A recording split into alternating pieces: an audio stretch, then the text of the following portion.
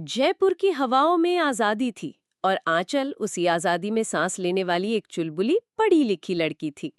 उसकी आंखों में एक सफल आर्किटेक्ट बनने के सपने थे और उसके दिल में अपने होने वाले जीवन साथी के लिए एक दोस्त जैसी छवि थी। उसे क्या पता था कि दूर किसी और शहर में एक शख्स उसकी तस्वीर देखकर अपनी तकदीर का फैसला कर चुका था। ये किस्सा शुरू हुआ एक रिश्तेदार की शादी से।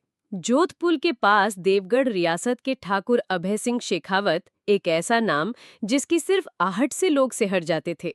सत्ता, रुतबा और बेहिसाब दौलत के मालिक अभय की जिद के किस्से दूर दूर तक मशहूर थे। उस शादी में उनकी नजर आंचल पर पड़ी।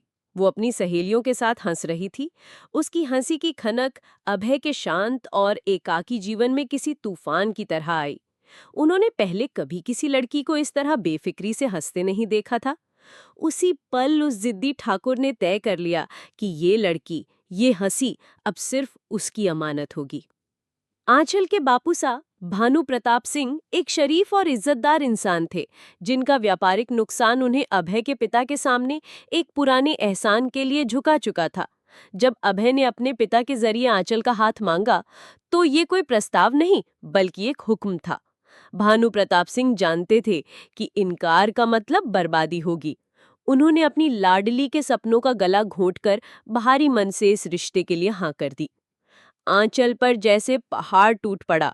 जिस अभय का नाम उसने सिर्फ अखबारों में पढ़ा था, जिसकी छवि एक कठोर और मगरूर इंसान की थी, वो उसका पति बनने वाला था।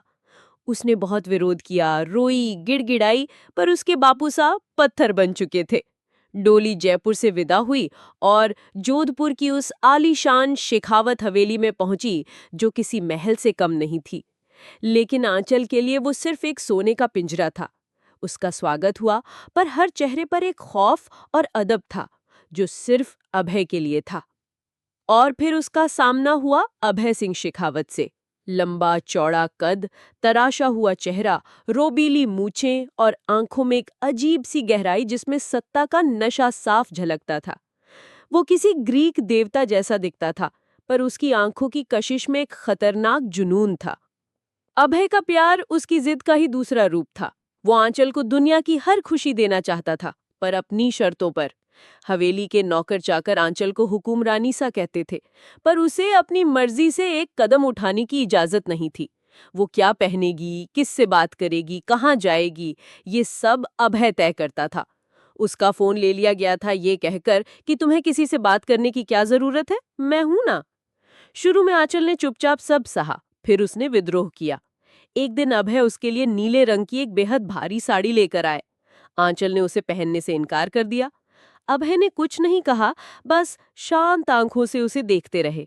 उस रात खाने की मेज पर किसी ने एक शब्द नहीं बोला। अगले दिन आंचल के कमरे में सिर्फ नीले रंग के ही कपड़े थे। ये अभय का तरीका था, बिना कुछ कहे अपनी बात मनवाने का। आंचल टूट गई। उसे समझ आ गया कि इस पत्थर से सिर टकराने का कोई फायदा नहीं। दिन हफ्तों में और हफ्ते महीनों में बदलने लगे। आंचल ने खुद को हवेली की चाहर दीवारी में कैद कर लिया। वो ज्यादातर वक्त लाइब्रेरी में बिताने लगी। वहीं उसकी मुलाकात हुई अभय की विधवा बुआसा रत्न प्रभा से। वो एक शांत और सुलझी हुई महिला थीं, जिन्होंने आंचल के दर्द को बिना कहे समझ लिया। एक दिन हिम्मत करके आंचल ने उनसे पूछ ही लिया, अभय सा ऐसे क्यों हैं? रत्न प्रभा ने गहरी सांस ली और बताया, बचपन से ही अभय ने सिर्फ हुक्म देना और उसे पूरा होते देखना सीखा है। उसकी माँ उसे जन्म देते ही चल बसी थी और ठाकुर साहब ने उसे कभी प्यार से गले नहीं लगाया, सिर्फ एक वायरस की तरह पाला। वो प्यार करना नहीं जानता बेटा, वो सिर्फ चीजों को हासिल करना और उन पर अपना हक जताना जानता है। तुम उसकी जिद हो, उसका जुनून हो, पर शायद उसकी पहली मोहब्बत भी तुम ही हो, बस उसे जताना नहीं आता। इन बातों ने आंचल के मन में नफरत की आग को थोड़ा कम किया, पर उसकी जगह एक अजीब सी कश्मकश ने ले ली। एक रात जब अभय किसी काम से शहर से बाहर थे, हवेली पर डाकुओं ने हमला कर दिया। वो हवेली के पुराने दुश्मन थे। चारों तरफ चीखो पुकार मच गई। डाकुओं का सरदार जब तिजोरी की तरफ बढ़ा, तो उसने आंचल को देखा। उसकी नीयत बिगड़ गई और वो आंचल की तरफ बढ़ा। आंचल डर से कांप रही थी, पर जब उसने उस डाकू को अपनी तरफ आते देखा, तो उसके अंदर की जयपुर वाली निडर लड़की जाग उठी। उसने पास रखा एक फूलदान उठाया और पूरी ताकत से उसके सिर पर दे मारा। डाकू तिलमिला गया और उसने आंचल पर हाथ उठाया ही था कि एक दहाड़ ने पूरी हवेली को कंपा दिया। अभय सिंह शेखावत तूफान की तरह अंदर दाखिल हुए। उनकी आंखों में आज जुनून नहीं, कहर था। उन्होंने अकेले ही उन डाकुओं से लोहा लिया। वो एक घायल शेर की तरह लड़ रहे थे। जब तक हवेली के गार्ड्स और पुलिस पहुंची, उन्होंने उन सब को धूल चटा दी थी। लेकिन इस लड़ाई में वो बुरी तरह जख्मी हो गए थे। उनके कंधे से खून बह रहा था और सिर पर भी गहरी चोट थी। जैसे ही सब शांत हुआ, वो लड़खड़ाकर आंचल के पास आए और सिर्फ इतना पूछा, तुम ठीक हो? और फिर बेहोश होकर गिर पड़े। अगले कई दिन आंचल ने एक नर्स की तरह अभय की सेवा की। रात रात भर उनके सिर पर पट्टियां रखी। इसी दौरान उसने अभय का वो रूप देखा जो किसी ने नहीं देखा था। नींद में वो अक्सर अपनी माँ को पुकारते थे। एक रात दर्द में उनका हाथ उठा और अनजाने में उन्होंने आंचल का पल्लू पकड़ लिया, जैसे कोई बच्चा अपनी माँ का आंचल पकड़ता है। उस एक लम्हे ने आंचल के दिल में जमी सारी नफरत की बर्फ पिघला दी। उसे एहसास हुआ कि ये जिद्दी और जुनूनी इंसान अंदर से कितना अकेला और प्यार का भूखा है। जब अभय को होश आया और उन्होंने आंचल को अपने पास बैठे देखा, तो उनकी आंखों में हमेशा वाला हक नहीं, बल्कि एक अजीब सी कृतज्ञता थी। उन्होंने धीरे से कहा, तुम्हें ये सब करने की जरूरत नहीं थी। आंचल ने पहली बार उनकी आंखों में देखकर जवाब दिया, अपना फर्ज निभा रही थी, जो शायद आप आज तक नहीं समझे। ये अभय के लिए एक झटका था। ठीक होने के बाद हवेली ने एक बदला हुआ अभय देखा।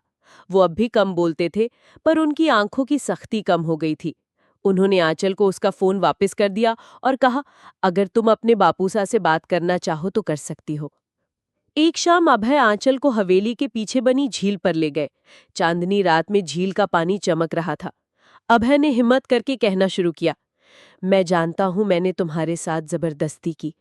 मुझे प्यार जताना नहीं आता आंचल। मैंने हमेशा जो चाहा है उसे हासिल किया है। मैंने तुम्हें भी हासिल करना चाहा, पर मैं ये भूल गया कि तुम कोई चीज नहीं, एक इंसान हो। उस रात जब मैंने सोचा कि मैं तुम्हें खो दूंगा, मुझे पहली बार एहसास हुआ कि जिसे मैं अपना जुनून समझता था, वो मेरी जरूरत बन चुकी है, मेरी जिंदगी। उन्होंने आंचल के हाथ अपने हाथ में लिए। मैं तुम्हें आजाद करता हूँ आंचल।